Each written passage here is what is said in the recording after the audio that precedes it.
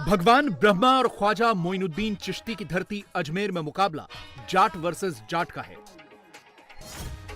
BJP ने यहां अपने मौजूदा सांसद भगीरथ चौधरी को फिर मौका दिया है, तो कांग्रेस की तरफ से रामचंद्र चौधरी मैदान में हैं, जिनका पिछले 30 साल से अजमेर डेयरी में एक छत्र राज रहा है।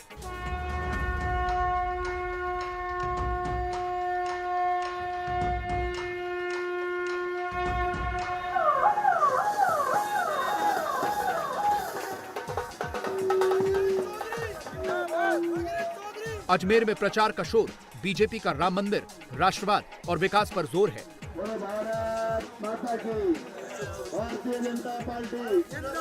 वहीं कांग्रेस जातीय समीकरण के सहारे अजमेर में जीत का परचम लहराना चाहती है। सनातन धर्म बचेगा तो देश बचेगा।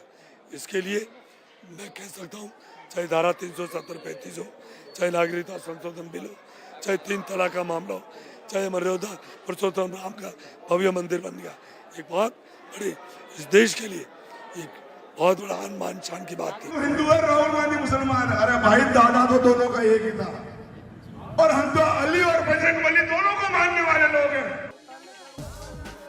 इस बार अजमेर का चुनाव बेहद दिलचस्प है।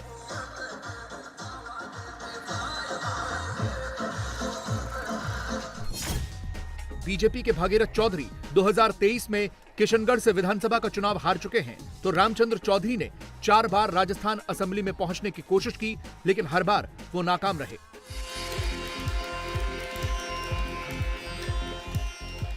मुकाबला मुश्किल है, लिहाजा प्रचार में दोनों पार्टियां जमकर मेहनत कर रही हैं।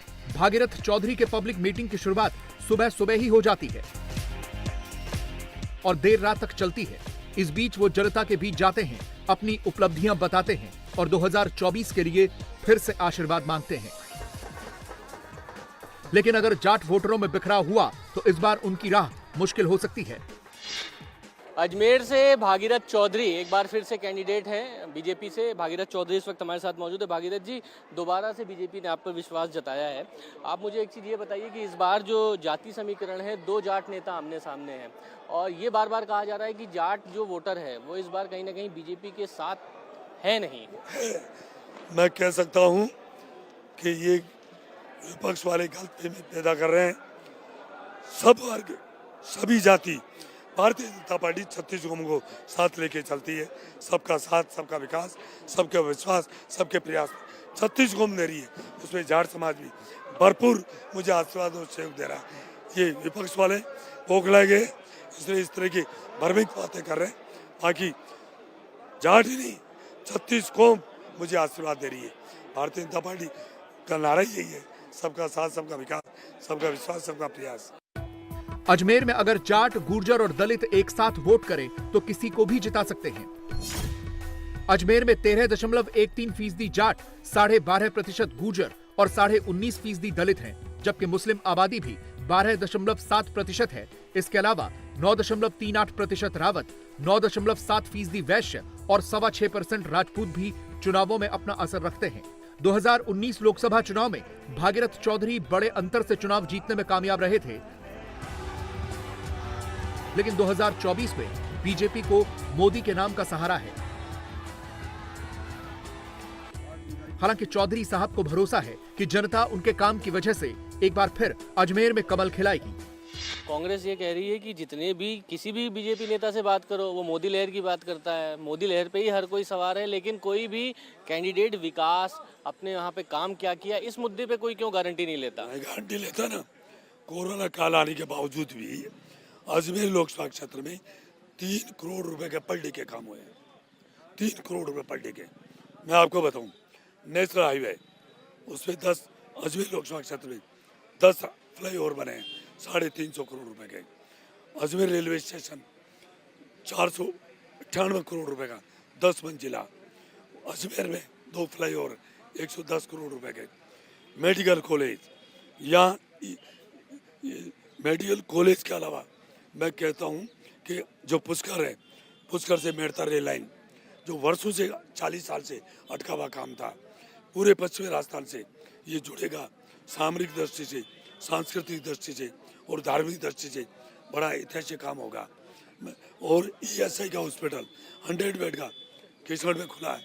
वंदे भारत ट्रेन पहले राजधानी दिल्ली से जिस भी स्टेट की राजधानी जैसे जयपुर है, जयपुर तक चली, पर पूरे हिंदुस्तान में सबसे पहले वंदे भारत ट्रेन राजधानी को छोड़कर अजमेर तक चली। ये भी हुआ है, कई काम हुए। अजमेर में भागीरथ चौधरी के कॉन्फिडेंस के पीछे 2023 विधानसभा चुनाव का रिजल्ट है। अजमेर लोकसभा में 8 विधानसभा सीटें हैं, जिनमें 7 पर बीजेपी का कब्जा है।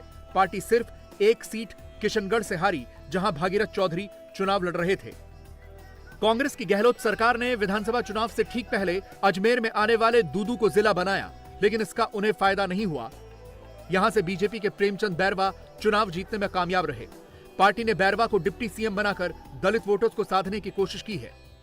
क्या है लग रहा है इस बार, क्योंकि दूदू जिला बनाया गया तो ये माना जा रहा है कि कांग्रेस के फेवर में चीज़ें जाएंगी।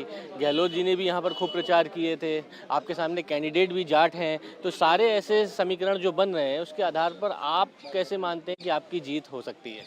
देखिए, जिला यहाँ बनाया था 2003 के विधानसभा चुनाव में। मेरे अजमेर लोकसभा क्षेत्र में सबसे ज़्यादा भारतीय जनता पार्टी का हमारा कैंडिडेट डॉक्टर प्रेमचंद जी बैरवा यहाँ सबसे भारी मतों से जीत के निकले हैं। आपको पता है, देखो, भारतीय जनता पार्टी है जो 36 कौमों को साथ लेके चलती है, और भारतीय जनता पार्टी है जो कार्यकर्ताओं की पार्टी है। बाकी कोई तो माँ बेटा बेटी की पार्टी है, कोई व्यक्ति की पार्टी है, कोई परिवार की पार्टी है। भारतीय जनता पार्टी है कार्यकर्ताओं की पार्टी है। और मेरे से ज़्यादा बड़ा कोई उदाहरण नहीं हो सकता। एक साधारण किसान के परिवार में जन्म लेने वाले को दोबारा भारतीय जनता पार्टी ने एक लोकसभा का उम्मीदवार बना के भेजा है।